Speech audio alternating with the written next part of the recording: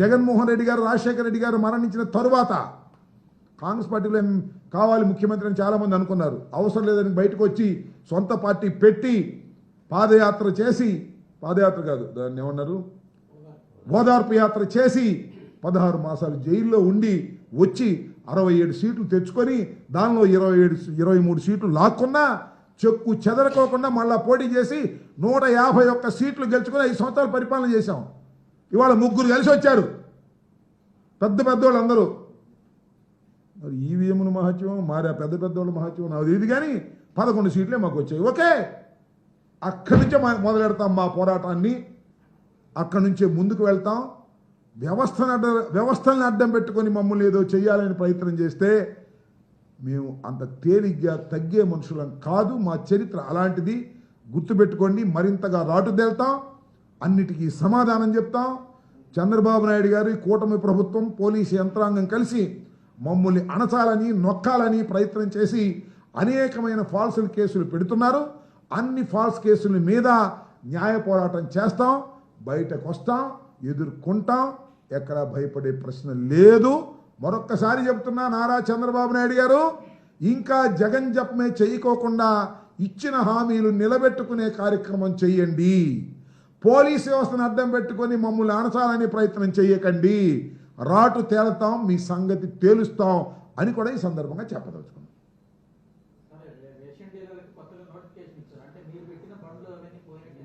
ఏమో మరి ఆ బళ్ళు ఏం చేసుకోమను, మాకేమో ఇచ్చారని పోయినాయేమో మరి.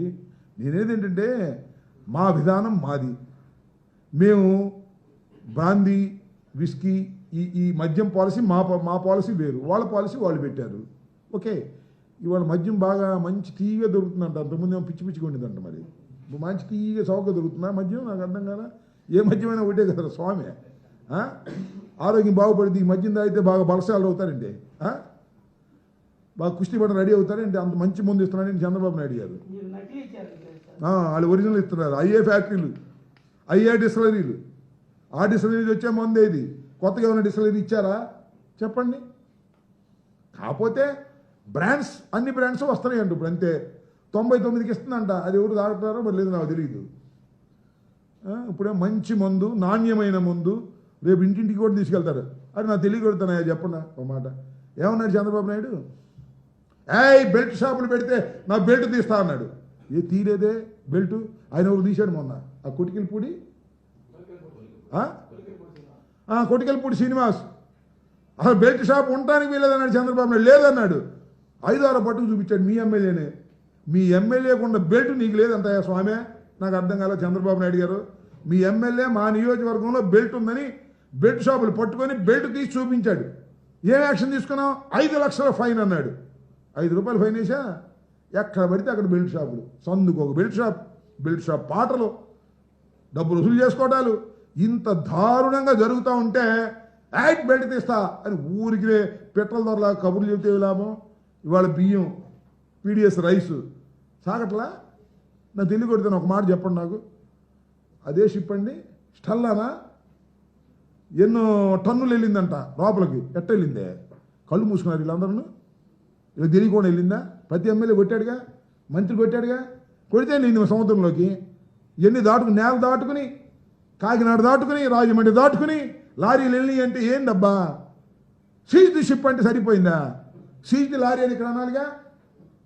మీ అసమర్థతని కప్పిపుచ్చుకోవడానికి మీరు ఎన్ని మాట్లాడినా మీ డొల్లతనం చాలా స్పష్టంగా కనపడుతుంది. బియ్యం, దొంగ బియ్యం జరుగుతూనే ఉంది. బెల్ట్ షాపులు జరుగుతూనే ఉన్నాయి. ఎమ్మెల్యేలు లక్షలు వసూలు చేస్తూనే ఉన్నారు. దందాలు చేస్తూనే ఉన్నారు.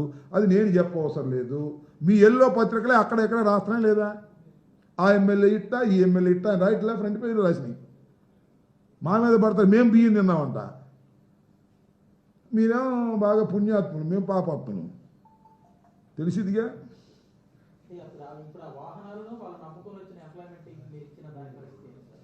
అది వాళ్ళు ఆలోచించాలి. ఇప్పుడు పాలసీ మారిన తర్వాత మేము సిస్టమ్ పెట్టాం.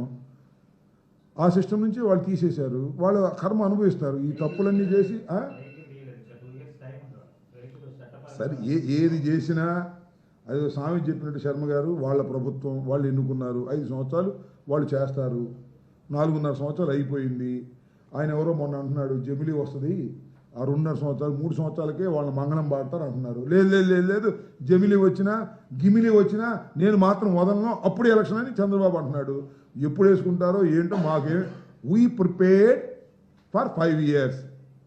5 సంవత్సరాలు మేము అపోజిషన్ పాత్రని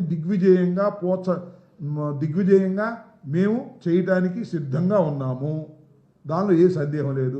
ముందు ఎలక్షన్లు వస్తాయి, పోటీ చేస్తాం. షెడ్యూల్గా వస్తాయి, పోటీ చేస్తాం.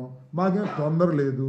మా పాత్రని మేము అపోజిషన్లో మా పాత్రని మేము చక్కగా ప్రజల పక్షాన ఉండి నిర్వహిస్తాం మా పాత్రని. ఇది పరిస్థితి. వాళ్ళ పాలసీ ప్రకారం వాళ్ళు చేసుకోమని ఉండ ఉద్యోగాలను పీకేయమనండి, సంపద సృష్టిస్తానని చెప్పి పన్నులు వేసేయమనండి. అయినా మేము రియాక్ట్ అవుతాం. బాధుడి సెక్షన్ ఇవాళ ఎంత ఘోరం అండి. తమ్ముళ్ళు మాకు ఓట్లేయండి, మీకు విద్యుత్ ఛార్జీలు పెంచాం, తగ్గిస్తాం అని నాది గ్యారంటీ అని చెప్పాడు. వీళ్ళు ఊరు వెళ్ళి ఏంది అన్యాయం? అదేమంటే జగన్మోహన్ రెడ్డి గారి పాపం వల్ల మేము పెంచున్నాం అంటున్నాడు. ఎందుకు జగన్మోహన్ రెడ్డి గారు ఉంచితే పోయేది ఈయన ఎందుకు అనుకుంటున్నారు? పెంచే బదులు తగ్గించకపోయి పెంచడమా? దుర్మార్గం కదా ఇది. ఓకే, హిట్ టీవీ యాప్ ని డౌన్లోడ్ చేసుకోండి. ఇందులో short news, live news, entertainment movies అన్ని అవైలబుల్ గా ఉన్నాయి. Please download hit TV app. Hit TV యాప్ని ఫ్రీగా డౌన్లోడ్ చేసుకోండి.